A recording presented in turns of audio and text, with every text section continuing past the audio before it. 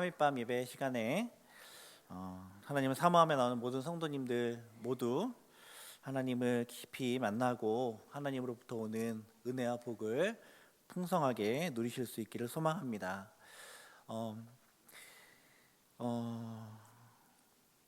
하늘 보좌 앞에서 요한이 통곡하며 눈물을 흘렸습니다. 왜냐하면 보좌 앞에 있는 두루마리가 있는데 그 두루마리를 너무 펼쳐서 읽고 모든 교회에게 전해주고 싶은데 그 두루마리를 펼쳐 읽을 자격을 갖춘 자가 없기 때문에 요한이 그 하늘 보좌 앞에서 눈물을 흘렸습니다. 하늘에 있는 그 책이 펼쳐지면 천국 비밀이 보여질 것이고 지금 여러 고난과 환난 가운데 있는 순교자들이 나오고 있는 그런 초대 교회 모든 성도들에게 큰 위로가 될 텐데 그 책을 보여줄 자가 없어서 요한이 통곡하며 울었던 것이죠. 그렇게 울고 있는 요한에게 24장로 중 하나가 외칩니다. 자격을 갖춘 자가 있다 하고 말이죠. 그리고 어린 양이 나와서 그 자격을 갖춘 어린 양이 나와서 두루마리에 봉인되어 있던 그 인봉을 하나하나 떼고 6개를 떼게 되는데 그 내용이 우리가 오늘 읽은 말씀 바로 전에 있는 6장의 말씀입니다. 그래서 6장에는 두루마리의 봉인이 총 6개가 떼어지고요. 그리고 7장 넘어가서 8장에 나머지 하나 7번째의 봉인이 떼어지게 되는 환상이 나옵니다. 그래서 봉인이 하나씩 떨어질 때마다 어떤 환상을 요한이 이제 보게 되죠. 마지막 날에 일어날 일들에 대한 환상입니다. 내 말을 탄 자로부터 무시무시한 심판이 보여지기도 하고 또 죽임당한 성도들의 하나님 앞에 드리는 기도 그것들이 드려지기도 하고 또 마지막 6번째인이 떼어질 때는 땅도 하늘도 산도 이 섬도 다 해체되고 없어지게 되는 사람들이 의지할 만한 그 어떤 것도 이 땅에 남지 않는 그런 무시무시한 심판의 내용이 보여지게 되죠. 그리고 그 마지막 6장 마지막 17절은 그들의 진노의 큰 날이 이르렀으니 누가 능히 서리요 하고 이제 끝이 나게 됩니다. 누가 능히 서리요. 이 큰 심판 앞에 누가 능히 설 수 있을까요? 그 답이 이제 오늘 우리가 읽은 7장에 기록이 되어 있는 것입니다. 그 중요한 답을 하기 위해서 6개인이 떼어진 다음에 이제 7개인까지 있잖아요. 다 이제 떼는 장면이 순서대로 나와야 하는데 7개인 떼는 장면을 저 뒤로 보내고 이게 너무너무 중요하니까 이것을 아는 것이 너무 중요하니까 이 7장 한 장을 할애해서 봉인이 떼어지는 그 환상 중간에 이 7장이 삽입되어 들어가 있는 것이죠. 그러니까 이 잠시 멈추어서 꼭 알아야만 할 내용이기 때문에 이 하다가 중간에 멈춰서 7장에 기록을 하는 것입니다. 달리 말하면 이 인이 떼어지는 이 환상을 제대로 이해하기 위해서는 우리가 이 7장에 기록되어 있는 이 내용을 반드시 알아야 한다는 것이죠. 이 무시무시한 심판의 내용이 성도에게 공포가 아니라 기쁨이고 위로가 되는 그 이유가 이 7장에 나와 있기 때문에 그렇습니다. 이 7장에. 그런데 안타깝게도 오늘날 이 7장의 말씀, 우리가 익숙한 들었던 이제 말씀들이 나오는데 이 7장의 말씀을 가르치면서 위로를 주어야 하는데 위로의 말씀인데 위로는커녕 오히려 성도들에게 부담을 지우려는 그런 것들을 시도하는 많은 이단들이 있습니다. 그들이 이 성경 해석할 때 성경의 문맥이나 성경 전체의 원리와 전혀 상관없이 그저 자기들이 주장하고 싶은 그 목표와 목적에 따라서 이 성경 말씀을 자기 멋대로 해석을 하면서 그렇게 차용하게 되죠. 그래서 오늘 7장의 말씀을 통해 위로와 힘을 얻어야 되는데 그것을 얻지 못하게 하고 부담을 지으면서 다른 길로 가게 만드는 그런 여러 가르침들이 이 요한계시록 7장을 가르치면서 많은 이단들이 그런 이상한 가르침들을 하고 있습니다. 우리가 그렇게 이 잘못된 해석으로 나아가지 않기 위해서 몇 가지가 우리 꼭 기억해야 될 것이 있는데, 그 중에 정말 중요한 것 하나가 요한계시록에 나와 있는 이 환상의 순서가 심판의 순서가 아니라는 겁니다. 심판의 순서가 아닙니다. 시간 순서대로 이 환상의 심판이 나오지 않는다. 그것을 기억해야 됩니다. 7장 1절에 어떻게 기록되어 있냐면 2일 후에라고 시작되죠. 2일 후에. 이 2일 후에라는 것은 이 심판이 다 끝난 다음에 라고 해석을 하면 안 되는 거예요. 그러니까 이 환상을 다 본 후에라고 해석을 해야 됩니다. 그러니까 환상을 다 보고, 환상은 순차적으로 본 것이죠, 요한이. 그런데 이 환상이 상징하고 있는 그 심판이 순서대로 일어나고 있는 것은 아니라는 거죠. 첫째 환상이 가리키는 심판이 끝나고 둘째 환상이 가리키는 심판이 시작되고, 둘째 환상을 가리키는 심판이 끝나고 셋째 환상이 가리키는 심판이 시작되고가 아니라는 것입니다. 이 모든 환상들은 우리가 6장 통해서 살펴보았던 것처럼 마지막 날에 일어나는 것이죠. 전쟁이 일어나는 것, 기근이 일어나는 것, 사람들이 서로 화해하지 않는 것, 이런 것들이 마지막 시대에 다 섞여서 일어나는 것이지, 어떤 시간의 순서대로 전쟁이 일어난 다음에 내전이 일어나고 기근이 일어나고 전염병이 일어나고 이렇게 시간 순서대로 이 심판을 해석하면 안 된다는 것이죠. 그러면 이 7장의 말씀을 이 이루에를 그 심판 후에라고 해석을 하게 된다면 이상한 해석이 발생할 수밖에 없습니다. 그러니까 꼭 기억해야 될 것은 환상의 순서다. 심판의 순서가 아니라 요한이 본 환상의 순서다. 그렇게 우리가 해석을 하면 되는 것이죠. 그래서 이제 1절부터 4절을 보면 세 그룹이 등장합니다. 세 그룹. 첫 번째 그룹은 1절의 네 천사죠. 네 천사. 이 네 천사는 동서 남북 그 땅에 하나씩 서 있습니다. 그리고 바람을 붙잡고 있어요. 바람을 붙잡고 있습니다. 그래서 바람으로 하여금 땅에나 바다에나 각종 나무에 불지 못하게 하는 것을 지금 이 네 천사들이 하고 있는 것이죠. 이게 첫 번째 그룹이고, 두 번째 그룹은 이 천사들 그룹인데, 이 천사는 첫 번째 네 천사를 네 천사에게 기다리라고 말하는 천사들입니다. 그리고 동시에 이 천사들은 하나님의 종들에게 도장을 찍어주는, 그 이마에 도장을 찍어주는 일을 하는 천사들입니다. 그래서 이 천사들은 네 천사들에게, 앞에 말했던 그 네 천사들에게 기다리라고 하는 동시에 사람들에게, 종들에게, 하나님의 종들에게 도장을 찍어주는, 인을 쳐주는 그런 천사이죠. 그리고 마지막 세 번째 그룹은 누구냐면 도장을 받은 사람들, 인침을 받은 자들, 14만 4천이라고 이제 표현되죠. 14만 4천 명이 이제 마지막 그룹입니다. 첫 번째 네 천사, 두 번째 그 네 천사를 기다리라고 하고 도장 찍어주는 천사, 마지막 인침을 받은 14만 4천 명. 우리 입장에서 봤을 때 첫 번째 그룹의 그 네 천사를 나쁜 역할, 하나님으로부터 나쁜 역할을 위임받은 천사들이라고 해석할 수 있고, 두 번째 천사들은 좋은 일을 위임받은 천사들이고, 세 번째 인침받은 자들은 누구겠습니까? 성도들이죠. 교회를 의미하는 것입니다. 첫 번째 네 천사는 어떻게 기록되어 있냐면 땅과 바다를 해롭게 할 권세를 받은 천사들입니다. 많은 학자들이 이 네 천사를 6장에, 우리가 6장을 보았는데 첫 번째 인이 떼지고 두 번째 인이 떼지고 세 번째 인이 떼지고 네 번째 인이 떼질 때 각각 말을 탄 천사들이 등장하잖아요. 그 천사와 같은 천사다라고 많은 학자들이 해석합니다.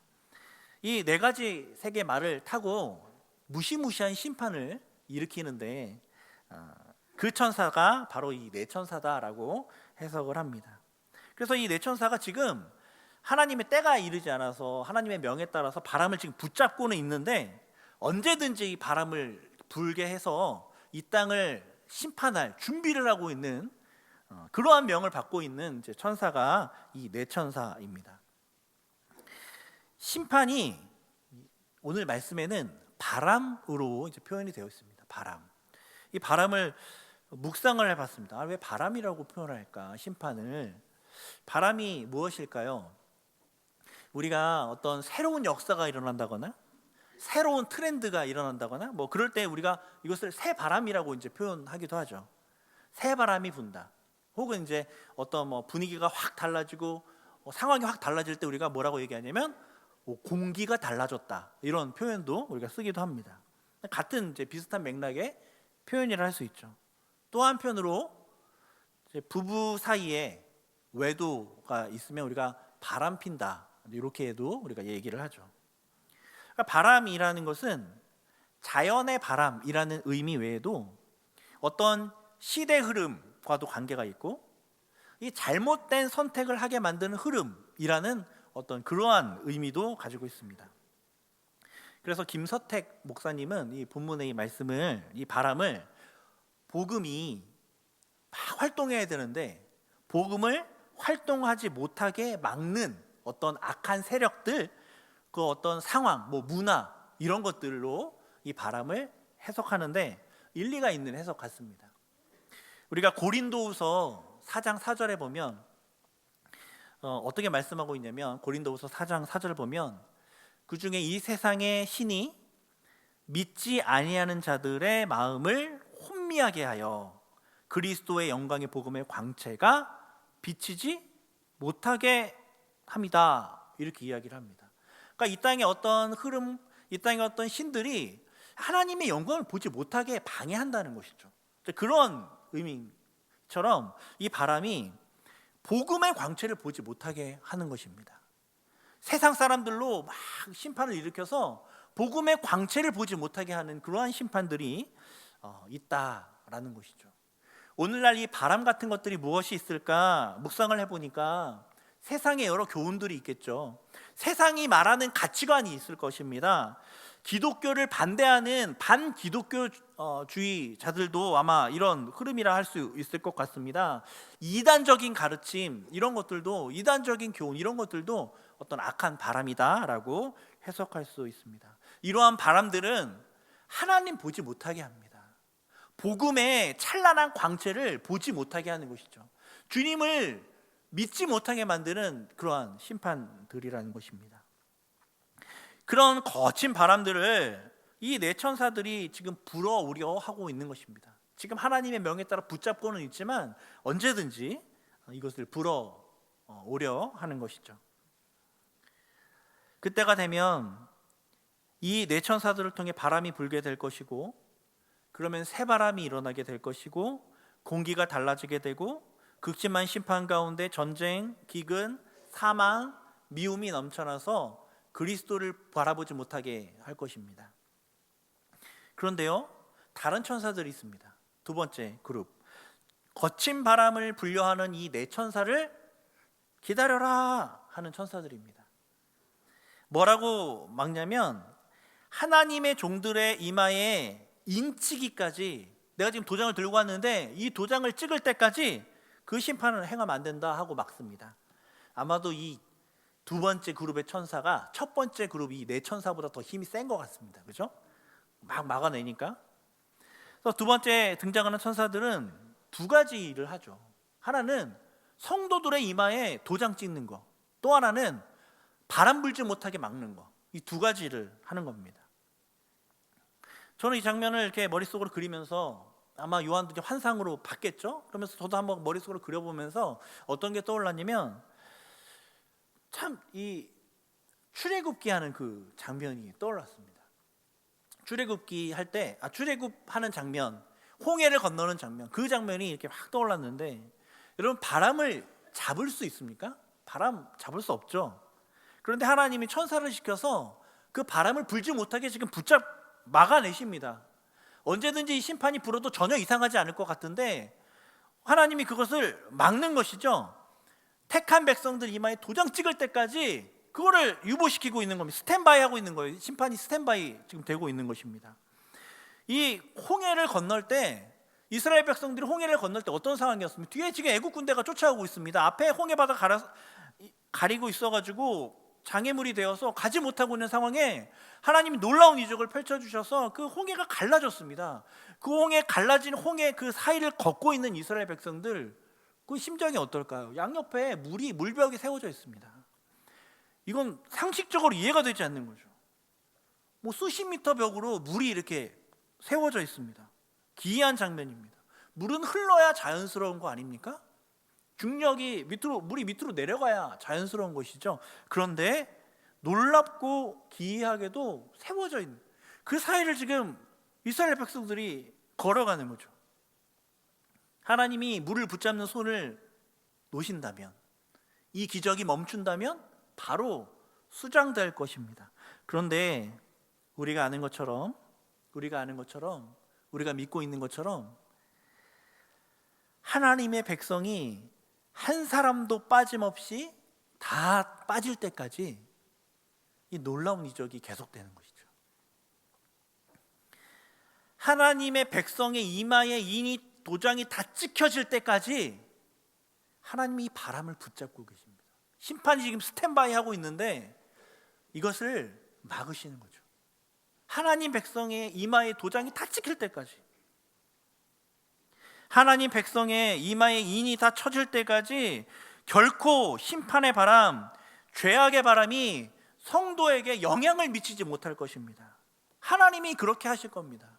그것을 지금 요한이 환상으로 보게 된 것입니다.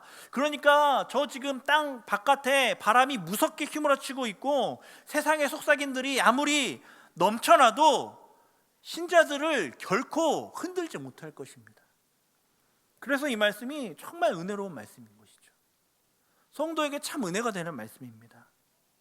그렇다면 하나님의 종들의 이마에 인을 치는 것, 그것이 무엇이길래, 그것이 어떤 의미이길래 하나님이 그때까지 기다리고 계신 것일까요?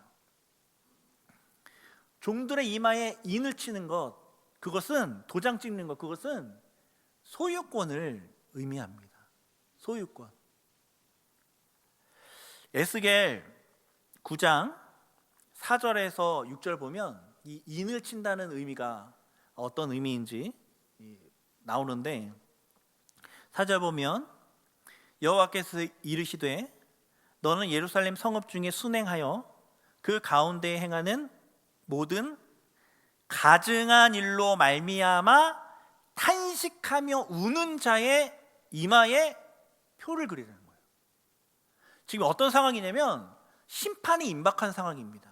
심판을 이제 막 행하려고 하는데, 그때 하나님께서 명령하시는데 가증한 일로, 그 이스라엘 백성들 사이에서 그 가증했던 일들 있잖아요. 그것들로 인해서 탄식하며 우는 자들, 회개하는 자들, 그 자들의 이마에 표를 그리라, 이렇게 말씀하시죠. 그리고 5절에 그들에 대하여 내 귀에 이르시되 너희는 그를 따라 성읍 중에 다니며 불쌍히 여기지 말며 궁유를 베풀지 말고 쳐서 늙은 자와 젊은 자와 처녀와 어린이와 여자를 다 어떻게 하래요? 죽이래요. 다 죽여요. 다 지금 죽이려고 하는 상황입니다. 근데 아까 이마에 표 있는 자 이렇게 표를 그리라고 했잖아요. 근데 그때 이마에 표 있는 자에게는 가까이 하지 말래요. 내 성소에서 시작한다 말씀하십니다. 그러니까 이 이마에 도장을 찍고 표를 그린다는 의미, 그것은 회개하는 자에게 주어지는 표입니다. 회개하는 자에게 이마에 표가 주어지는 거죠. 그리고 심판 때에 이 이마에 표가 있는 자들, 이 자들은 하나님이 택한 자들이고 하나님의 소유된 자들이니까 그들은 절대 심판할 때 건드리지 말아라, 그런 의미가 이 인을 치는 것에 담겨 있다는 것이죠. 마치 오늘날 회개함으로 예수 그리스도를 믿고 구주로 영접한 자들, 그들의 모습과 똑같다는 겁니다. 이마에 인을 친다는 게. 에베소서 1장 13절에도 이렇게 기록되어 있습니다. 에베소서 1장 13절, 그 안에서 너희도 진리의 말씀 곧 너희의 구원의 복음을 듣고 그 안에서 또한 믿어 약속의 성령으로 인치심을 받았다. 복음을 듣고 믿는 자들에게 성령의 인이 찍힌다. 똑같이 도장이 찍힌다. 그런 표현이죠. 디모데후서 2장 19절에 그러나 하나님의 견고한 터는 섰으니 인침이 있어, 도장 찍어주는 것이 있어 일렀으되 주께서 자기 백성을 아신다. 도장 찍으면 자기 백성을 아신다는 의미고, 또 주의 이름을 부르는 자마다 불의에서 떠날지어다, 이런 의미가 도장에 담겨 있다는 겁니다. 도장 찍으면 이게 어떤 의미냐면 하나님이 자기 백성, 이게 너는 내 백성이다, 내가 너를 알고 있다, 그런 의미이고, 또 하나 이 도장 찍힌 자들은 불의에서 떠나게 된다, 떠나게 만든다, 이런 의미를 담고 있다는 것이죠. 그래서 인침받은 백성은 주의 이름을 부르는 자들이고, 불의에서 떠날 자들, 회개하는 자들, 구원받은 자들, 우리들의 모습과 똑같습니다. 성도들이 믿는 것과 똑같은 것이고, 우리가 회개하여 예수를 구주로 믿고 주의 뜻대로 살아가려고 하고 성령의 세례를 받는 것, 그런 우리의 모습 똑같습니다. 인치심은 구원의 확실한 표이기도 하고, 회개하는 자들에게 주어지는 표이기도 하고, 주님을 의지하고 불의에서 떠나는 자들에게 주어지는 표이기도 하고, 성령으로 말미암아 우리 심령 가운데 찍혀지는 도장과 똑같은 의미입니다. 당연하게도 이 인을 찍으시는 분은 누구시냐면 하나님이시죠. 하나님이, 요한계시록에는 하나님이 보내신 천사를 통해서 이마에 도장이 찍히는 것이죠. 하나님이 찍어주시는 겁니다. 스스로 이 표를 받을 수가 없습니다. 내가 열심히 무언가를 해서 이 표를, 인침을 받는 것이 아니라 하나님으로부터 받을 수 있는 것이죠. 하나님으로부터. 이 표를 받는 자들은 보호하심과 보호가 약속됨과 동시에 인치심을 받은 존재로서의 합당한 삶이 이제 요구되는 것이지, 받기 전에는 뭔가 요구되는 것이 없는 것입니다. 오늘 말씀 요한계시록 7장에 나와 있는 인침은 하나님의 소유된 백성, 절대적인 보호, 은혜에 합당한 삶을 살아가야 된다라는 그런 의미가 이제 담겨 있는 것이죠. 제가 이 말씀을 이렇게 길게 설명드린 이유는 무엇이냐면, 많은 이단들이, 그리고 많은 거짓 가르침들이 인침을 받기 위해서 노력해야 한다라고 사람들을 겁박하고 또 부담을 줍니다. 심지어 이단의 교주가 이런 도장을 찍어주는 천사라면서 그런 엉터리, 말도 안 되는 주장을 하기도 합니다. 요한계시록의 인침은 우리가 이미 알고 있는, 우리가 이미 받은 성령 세례를 하나님이 내주하심으로 견고한 믿음이 생겨져 있는 지금 우리 마음에 도장이 찍혀 있잖아요. 그것을 의미하는 것이지 무언가 다른 특별한 어떤 도장을 의미하는 것이 아닙니다. 특별한 존재가 특별한 의식을 우리에게 행해야만 인침받는 것이 아니라는 것이죠. 이단들은 자신들만이 도장을 찍어줄 수 있고, 인침 받기 위해서 헌금을 내야 된다거나 전도를 해야 된다거나 봉사를 해야 된다거나 그렇게 이야기를 합니다. 그런데 오늘 말씀에 인침 받기 위해 무엇을 하라고 쓰여 있습니까? 요한계시록 말씀에 안 쓰여 있습니다. 천사들이 택한 백성에게 인을 찍어주는 것, 그게 끝입니다. 그것으로 묘사되고 있는 것이죠. 그들이 무엇을 했기 때문에 인을 찍어주는 것이 그렇게 묘사되어 있지 않습니다. 성도들의 노력이 전혀 기록되어 있지 않다는 것이죠. 이것이 이제 복음입니다. 하나님이 택한 자들을 회개하게 하시고 믿게 하여 주셔서 성령으로 확실한 도장을 찍어주신다. 그것이 우리가 믿는 복음입니다. 그리고 그 도장이 다 찍힐 때까지 우리 이마에서 절대 지워지지 않게 확실하고 분명하게 그 도장이 새겨질 때까지 바람을 심판을 붙잡아 주신다. 그것이 우리의 믿음이고 그것이 복음인 것이죠. 도장이 찍히면 바람이 불 수는 있겠지만 그 바람은 도장이 찍힌 백성들에게 해를 가할 수 없는 바람입니다. 그것이 오늘 1절부터 4절까지의 환상을 통해 보여주신 가장 핵심적인 메시지입니다. 하나님이 인을 찍어주시고 인 찍은 사람들을 보호하여 주신다. 또 우리가 인침에 대해서 하나 더 기억해야 할 것은 이 인침이 이름의 표라는 것입니다. 요한계시록 우리가 이제 시간이 없으니까 살펴보진 못하겠지만 13장 17절과 14장 11절을 보면 불신자들의 이마에 어떤 표가 그려지는데 그 표를 어떻게 말하냐면 이름의 표다 이렇게 말합니다. 따라서 요한계시록에서 말하는 도장, 그것은 그 인치심은 예수 그리스도의 이름이 우리 이마에 찍혀지는 것과 어떤 같은 의미로 사용되고 있습니다. 그래서 인치심은 이마에 주님의 이름이 찍혀 있는 겁니다. 이마에 어떤 도장이 찍히면 사람들이 이 도장을 볼까요? 안 볼까요? 보겠죠. 보통 우리가 사람을 볼 때 얼굴을 보잖아요. 그 얼굴 중에서 가장 잘 보이는 부분이 이제 이마 아니겠습니까? 그 이마에 도장이 찍히면 사람들이 봅니다.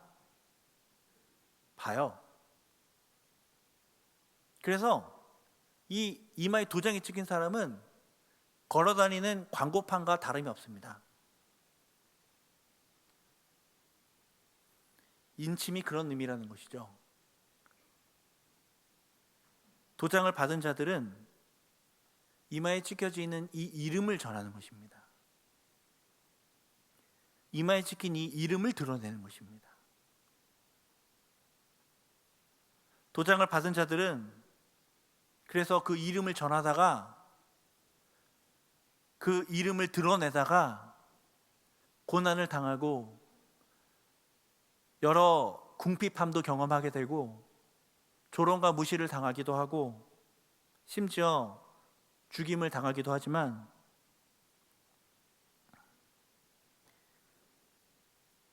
그것이 하나님의 보호하심이고 하나님의 인도하심 가운데 있는 일이라는 것을 알려주는 것이죠. 지금 주님의 이름으로 인해서 고난을 당하고 죽어가고 있는 초대교회 성도들에게 그래서 이 환상이 참으로 큰 위로가 되는 것입니다. 지금은 비록 우리가 이 이름으로 인하여 고난을 당하고 지금은 비록 성도들이 이런 조롱을 당하고 있지만 마지막 시대에 성도는 반드시 승리할 것이고 하나님의 교회는 반드시 구원될 것이다 라는 그 확신을 이 환상을 통해 보게 되는 것입니다. 성도의 승리는 성공, 형통, 부귀, 영화 누리는 거 아니죠. 성도의 승리는 온갖 위협과 시련 중에도 우리 이마에 새겨진 예수 그리스도의 이름을 증거하는 것인 줄 믿습니다. 아니, 우리의 존재가, 우리의 얼굴이 주님의 이름을 증거하게 될 것입니다. 물론 그때 여러 위협과 고난이 우리 가운데 주어지겠지만 바람을 불지 않게 하시는 하나님의 철저한 보호하심 가운데 우리의 영은 평온할 것입니다. 요한이 그것을 환상으로 본 것이죠. 이 은혜에 대해서 바울 역시 로마서 8장 38절 39절을 통해서 고백을 합니다. 내가 확신하노니 사망이나 생명이나 천사들이나 권세자들이나 현재의 일이나 장래 일이나 능력이나 높음이나 깊음이나 다른 어떤 피조물이라도 우리를 우리 주 그리스도 예수 안에 있는 하나님의 사랑에서 끊을 수 없으리라. 하나님의 절대적인 보호하심, 도장을 분명하게 새겨서 소유권을 분명히 하심, 그것이 은혜입니다. 우리가 설교를 들을 때 자주 어떤 이야기를 듣냐면 무엇을 해야 한다, 이런 설교를 많이 듣죠. 사실 복음은 무엇을 하라는 내용보다는 하나님이 행하신 일을 보라는 내용이 절대적으로 많이 있습니다. 사랑하는 성도 여러분, 하나님이 저와 성도님들 이마에 도장을 찍으신 것을 믿으실 수 있기를 소원합니다. 우리 이마에 주님의 이름이 새겨져 있는 줄 믿으시길 소원합니다. 그런데 4절을 보면 요한이 이 인침을 받은 자들의 수를 들었는데 이스라엘 자손의 각 지파 중에 인침받은 자들이 14만 4천이다 라는 것을 보았다고 합니다. 그리고 5절부터 8절까지 이스라엘 12지파 각각 12,000명씩이다 라고 말씀하고 있습니다. 안타깝게도 우리는 이 14만 4천이라는 숫자를 들을 때 한 이단이 떠오르게 되죠. 많은 이단들이 이 14만 4천이라는 숫자를 채워야 한다라고 해석을 하고 있습니다. 그러나 이 숫자는 요한계시록의 다른 숫자들과 마찬가지로 상징적인 숫자입니다. 이 말씀을 상징적으로 보지 않고 문자 그대로 보면 이스라엘 각 지파 중에서만 12,000명이 나와야 되는 거예요. 한 지파씩 12,000명씩 나와야 되는데 현재 이스라엘에도 이 지파의 의미가 없습니다. 10개의 지파가 북이스라엘의 멸망과 함께 사라졌습니다. 나머지 지파도 남유다의 멸망과 함께 사라졌습니다. 이스라엘 각 지파에서 12,000명이 나올 수 있다면, 거기에서만 나올 수 있다면, 이 문자 그대로 그렇게 나온다면 세상 그 누가 도장을 받을 수 있겠습니까? 이스라엘 각 지파에 속한 사람이 없는데. 게다가 9절을 보면 이 인침받은 백성들을 묘사할 때 뭐라고 묘사하냐면 이스라엘 백성들 중에서만이 아니라 각 나라와 족속과 백성과 방언에서 아무도 능히 셀 수 없는 큰 무리가 나온다고 묘사하고 있지 않습니까? 이 두 그룹이 똑같은 교회를 상징하는 것이거든요. 다른 그룹 이야기하는 것이 아닙니다. 앞지파에서 14만 4천 명이 뒤에 셀 수 없는 그 그룹이랑 똑같은 그룹입니다. 앞에서 각 지파에서 12,000씩 14만 4천이라는 셈이 나왔지 않습니까? 셌지 않습니까? 그런데 동시에 이것을 능히 셀 수 없는 큰 무리다라고 바로 뒤에서 얘기를 하면 이거를 문자적으로 본다면 이게 해석이 안 되는 것이죠. 문자적으로는 해석이 안 됩니다. 이 말씀을 문자적으로 보면 모순이 있고, 하지만 이 모순은 14만 4천이라는 수를 요한계시록에서 다른 숫자들이 의미하는 것처럼 상징의 수로 해석하면 명확하게 해결이 됩니다.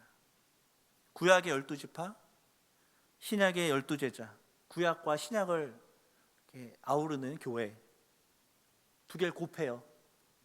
그리고 셀 수 없이 많음을 의미하는 1000, 그걸 곱합니다.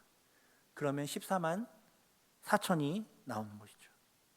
구약의 완전한 교회, 신약의 완전한 교회, 그리고 셀 수 없이 많은 교회, 역사 가운데 있는 모든 하나님의 교회, 그 무리가 셀 수 없다, 그 상징의 수가 14만 4천이라는 것이죠. 그러면 뒤에 있는 이야기, 각 족속, 나라와 족속과 백성과 방언에서 아무도 능히 셀 수 없는 큰 무리와 똑같은 의미가 되는 것입니다. 셀 수 없이 많은 성도들이 인침을 받는다. 요한이 그걸 본 겁니다. 요한이 본 건 그거예요. 14만 4천 1번째 사람이 되지 않기 위해서 주의해라, 이렇게 겁박을 하려고 그러는 게 아닙니다. 수없이 많은 성도들이 도장을 받는다. 영광스러운 교회의 번영을 말하고 있는 겁니다. 지금 요한이 처하고 있는 초대교회의 모습은 어떻습니까? 핍박당하고 있고 조롱당하고 있고 성도들이 많지 않고 그나마 있는 성도들이 이리저리 찢겨나가고 있습니다. 결코 교회가 오늘날의 교회처럼 이렇게 세워질 것 같지가 않습니다. 주님 보여주시는 거죠. 셀 수 없이 많은 인침받은 자, 하나님의 절대적인 보호를 받는 셀 수 없이 많은 자들을 이 환상을 통해 보여주시는 거죠. 첫 번째 인이 떼어지고 흰말을 탄 자가 세상을 교만하게 만듭니다. 두 번째 인이 떼어지고 붉은 말을 탄 자가 화평을 제하여 버려서 서로 죽게 만듭니다.